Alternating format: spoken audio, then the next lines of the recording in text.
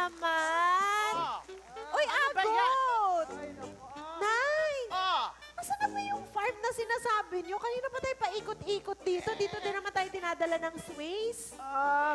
Oo nga, Linggore. Ang sakit-sakit ng paa ko kakalakad. Nasaan ba na yung itlog na yan? alam mo, sasabunutan kita eh. Papunta tayo ng farm, nagsuot ka ng bakya. Oo. Ay, nako.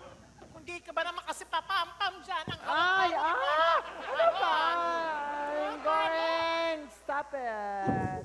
Sabi mo pupunta tayo ng farm. Oo. Eh, ang mga farmers, matitipuno yung mga yan. Malay nyo naman kung may maumaling sa akin. Mahumaling o matuliling? Oh. Alam mo, Agot, ang pananamit kasi, binabago niya sa lugar na pupuntahan. Bakit hindi mo tularan si Aling Goreng? Oh. Bakit, Tingnan mo. Chuneng? Ano ba si Aling Unggoreng? Ano ba yung tutularan natin sa kanya? Eh, bakit parang may laman yung sinasabi mo, Longlon? Ha? Bakit mo ko na-question kung anong tutularan sa akin? Sige, Manilin, bigyan mo sila ng one whole sheet of yellow paper. Dali, bigyan mo to. 1/4 na lang po. 1/4? Apo. Bakit sinasabi mo bang kakunti lang ang dapat gayahin sa akin? Hindi po. Sayang kasi ang papel eh. Apat kami magsusulat eh. Anong apat? Idadamay mo pa kami sa parusa? Ano parusa?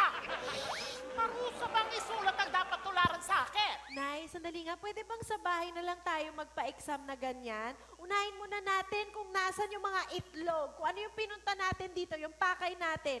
Para kasing ang tagal ng sarado nitong farm na to eh. Oo nga. Teka, kailan ba kayo huling namili ng itlog? Eh, bago kami ikasal ni Goryo. Nay naman, wala pa ako nun eh. Sana tinanong ko muna yung mga kakilala nyo kung bukas pa tong farm na to. Ako, Aling Goreng, kaya po ako sumama. Ano nangyari sa'yo? Dalaga Kasi mahilig Pilipin. din ako talaga sa Pilipina, yes. itlog. sabi, Bagay, bagay. sabi ko, Agot! mag-stuck ako sa bahay ng itlog. Uy, pangilang Sa ka? itsura ng farm na to, wala tayong mahahunting na itlog. Wait lang, besides of itlog, I'm having a creepy feeling around this place. I'm having a goosebumps. Goose. Bumps. Goose, bumps. Pwede po bang gamitin sa leche plan yung goose eggs? Eh, hindi po ba sa balot lang yung itlog ng goose? Ay nako, alam mo, umirit ka na naman. Alam mo, isa ka pa lot-lot eh. Tama si Ethan. Yes. Goose. Goose, hindi ghost. Alam mo, nagmamarunong ka na naman, Shoneng eh. Ghost bumps.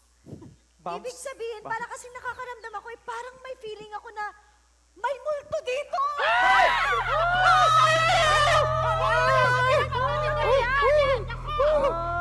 Alam niyo ba, may bali-balita dito noong araw. Kaya do, kaya dami-dami makangingitlog ng mga manok dito eh dahil sa multo. Excuse po, Aling Goreng ha. Ano pong kinalaman ng multo sa pangingitlog ng manok? Eh kasi nga, kapag lumalabas daw yung multo, napapaitlog ng marami ang mga manok sa sobrang takot.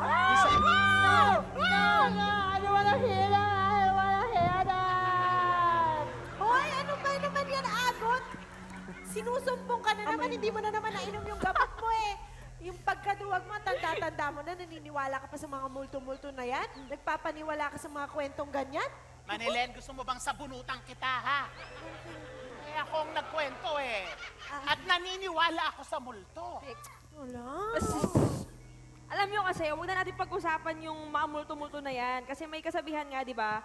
Kapag pinag-uusapan, yun, nagiging totoo. Okay. Shut up! Shut up na! Shut up na kasi! Maupo na lang tayo magpahinga, saka tayo maghunting ng natitira pang itlog. Halika, Alam ko na. tayo. Dito. Kung may natira pang itlog dito, malamang manak na siya. Teka, di mas mabuti yung manok na yung kunin natin tapos paitlogin natin. Oh, sige, sabihin mo. Paano pa iitlogin mo yung manok ng agad-agad? Nakikita, hindi ka nakikinig eh. Eh di takutin natin, hindi ba napapaitlog daw yung mga manok kapag nagpapakita yung mga multo? Sinabi ng itigil yung topic na yan! Ayoko. Bahay ko ba? Nandiyan na.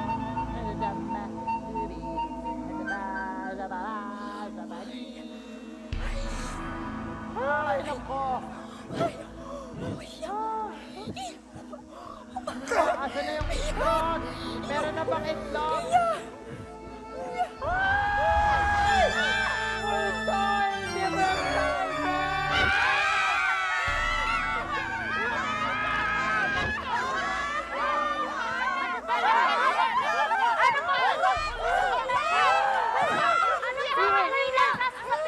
Hindi po kami multo. Hindi kayo multo. Ano kayo?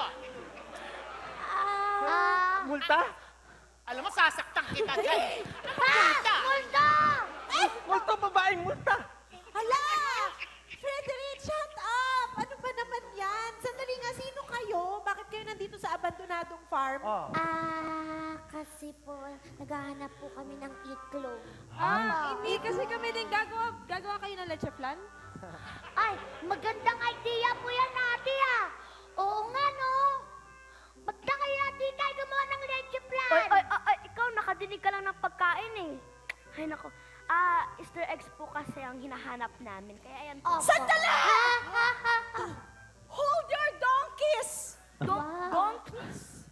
Do you see what I see?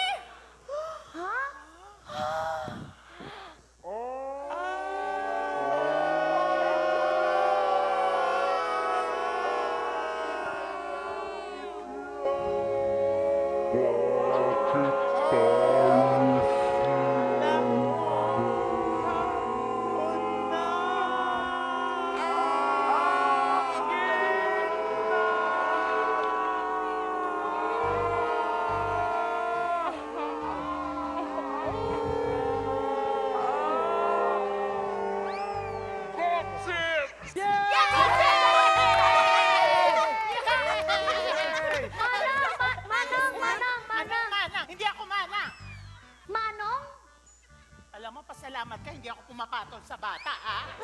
Aling ako, aling kore! Aling Goreng, Oh, pwede ano po na? ba sa amin na lang po yung itlog na Apa. yan? Oo Kasi nga. po kailangan lang po namin makampleto yung 7 itlog eh. Ay, hindi. Ay, Hindi. Pinaghirapan namin yan. Ang hirap-hirap ng itlog nowadays. Kailangan pa yan. kami naghahanap. Sandali lang! Nagalit na. Sandali! Ha? La, Tutal, hindi naman nakakagawa ng leche plan ng iisang itlog. Isa pa, ang mga batang ito mga bata pa. At pangatlo, Easter Sunday ngayon. Opo. Kaya dapat ay magbigayan tayo. Opo. Walang kukontra, ha? Walang kukontra. Ibibigay ko na ang itlog na ito sa kanila. Pero- Ayan. Happy Easter Sunday sa inyo. Tara na mga anak, doon na tayo sa loob. Halika na. At bumili tayo ng itlog. Siguro naman walang diferensya ang itlog dun sa itlog dito. Halika na ron. Salamat po. Okay. Bye po. Happy hunting! Ingat po kayo. Salamat po. Wow, Esther!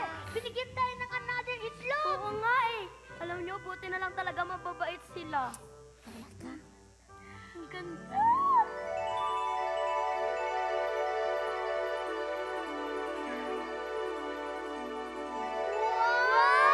Wow! Ang galing talaga.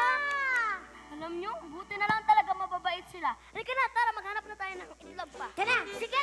Let's go! Ang hindi mo aasahang pagtatapos sa